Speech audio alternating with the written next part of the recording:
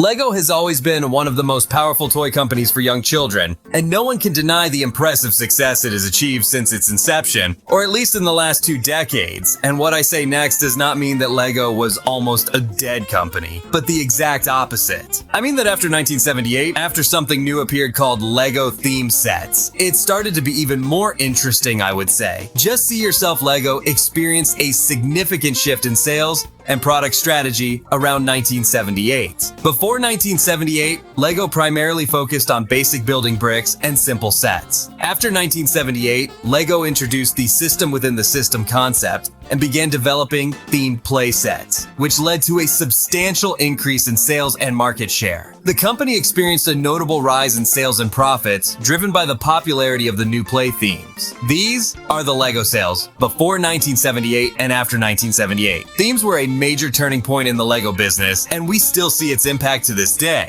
Themes combined imagination, cartoons, creativity, and everything that entertains a child instead of just boring and simple LEGO pieces. This is what continued for years until the year of 2000, when it started to get more serious. Themes are still making profits, but we don't know how long they will last in the LEGO market. So LEGO wanted to make a smart move that might keep the themes alive for a longer period of time. I don't deny the TV shows that were used to promote some LEGO sets, which were very poor due to the low budget, which somehow worked. I don't remember exactly what shows were on at the time, but I remember something called LEGO Jackstone. I don't have the power to research it further, but I think it's a show about a superhero saving the city from the bad guys, yada yada yada. Check it out if interested. But these things really worked that time, and LEGO started making more and more of these commercial shows, like Bionicle, LEGO Factory, LEGO Clutch Powers. You can say Clutch Powers was the most outstanding characters in LEGO. The Adventure of Clutch Powers movie was the starting point for LEGO on focusing on developing animated shows, promoting sets, and making them more than just shows promoting them, so that they focused on the story, events, and character writing as well. There's no denying the attempt to cram sets related to the Clutch Powers movie into the movie, such as a vehicle coming out of nowhere without any logical explanation woven into the story. But it still does a good job in terms of writing and story. Most of these shows were rated from acceptable to good because it was perhaps the only thing that LEGO airs. So there was no room for comparison with other shows that LEGO had produced. But all of these shows did not exceed 3 seasons. This is something we see after 2010, and the reason is that these themes were coming with a completely new idea that might succeed in the first season or 2, but they all do not develop on their own and focus only on promoting the sets, which has become something somehow annoying. The audiences would like to see a mix between reasonable promotion of the sets and a good story. Perhaps this was the reason for the failure of most of the old LEGO shows. But Ninjago was different, you see. In 2011, LEGO corrected some of the mistakes it had been making by releasing 2 pilot episodes for a new show called Ninjago. Like any other TV show that was being shown at the time to market the sets, it was expected that it would not exceed 2 seasons and would fail in its 3rd or 4th season like its predecessors. However, LEGO's opinion began to change once Ninjago pilot received a positive response from the audience. So it took a risk, and it produced 2 seasons with a total of 26 episodes, which ended in 2012.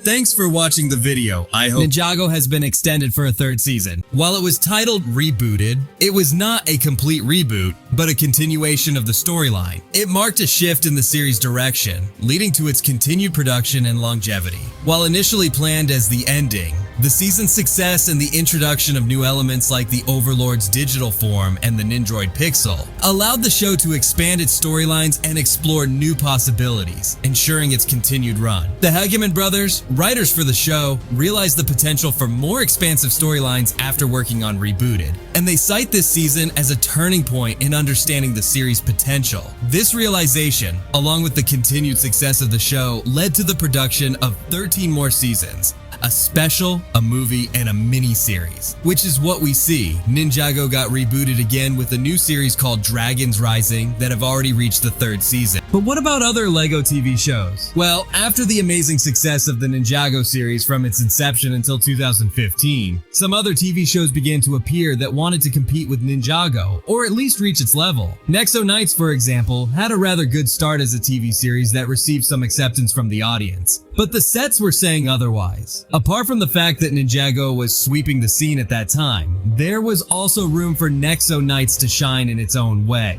But it failed, because it followed the way Ninjago shines. Nexo Knights was just a cheap version of LEGO Ninjago, but slightly modified to avoid arousing suspicion. For example, the name of the main character of the Ninjago series was Kai. What was the name of the main character of the Nexo Knights series?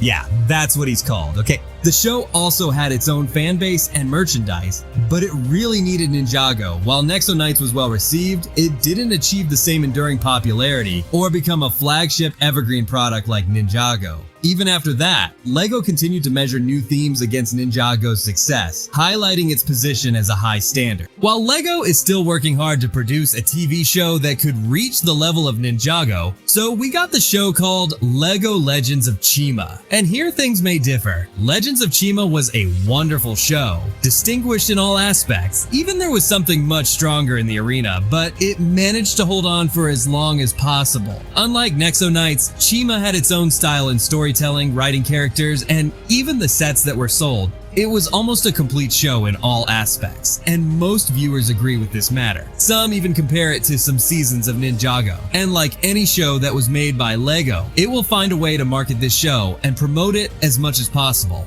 We mentioned from that the crossover between it and Ninjago in the 5th season of Ninjago Possession. Not that it was just a silly crossover to market the sets and the LEGO Chima TV show, but it made it part of the wide Ninjago universe, as it was confirmed that it is one of the 16 parallel realms of Ninjago. Although LEGO Chima ended almost 8 years ago, it still has a chance to return and rise again in LEGO markets, especially since it has been directly linked to LEGO Ninjago, especially after Dragon's Rising Season 2, Part 1, presented the realm of wildness, in a good way, which was one of the most important parts of the season's plot, without forgetting that one of the main villains of Dragon's Rising, Lord Raz 2, is himself from the lands of Chima. If the lands of Chima are addressed in the future of Dragon's Rising, it will be an opportunity for LEGO Chima to return again and will receive a stronger reception than the first time. And this is what is called smart marketing using Ninjago. Even Ninjago has become an integral part of LEGO's marketing tools for other TV shows that are trying to achieve global popularity just like Ninjago did, which is not entirely impossible. But LEGO continues to milk the same method to this day, either by somehow cramming Ninjago into the new show, making it part of the story and plot itself, or making it part of the Ninjago universe in the cheapest way possible or through a silly crossover.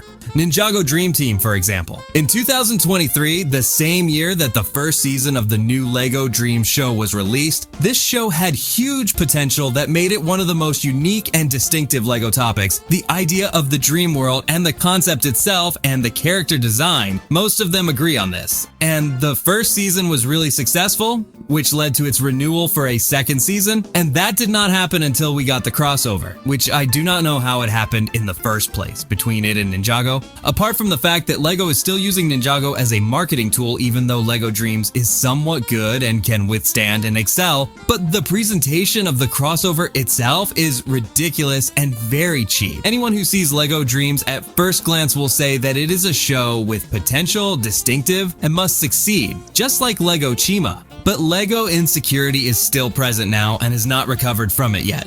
The presentation of the characters in the Dream Team crossover was very bad and strange.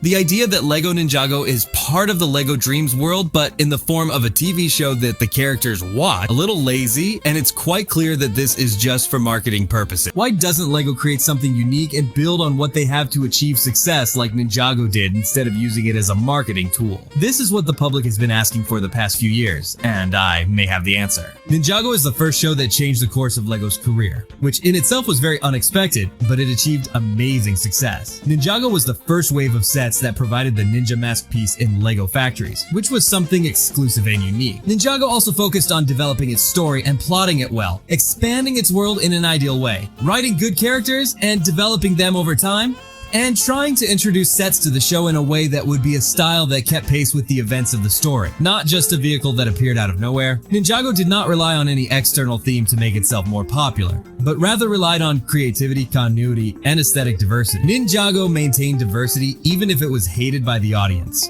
Redesigning the characters in 2018 was one of the most dangerous decisions that could alienate fans or attract more of them. Other LEGO shows may have reached their desired popularity even if they did not exceed 3 or 4 seasons. But somehow they needed Ninjago, which was many times more successful, to be able to survive in the LEGO retail arena, although they would have been able to do that without relying on it.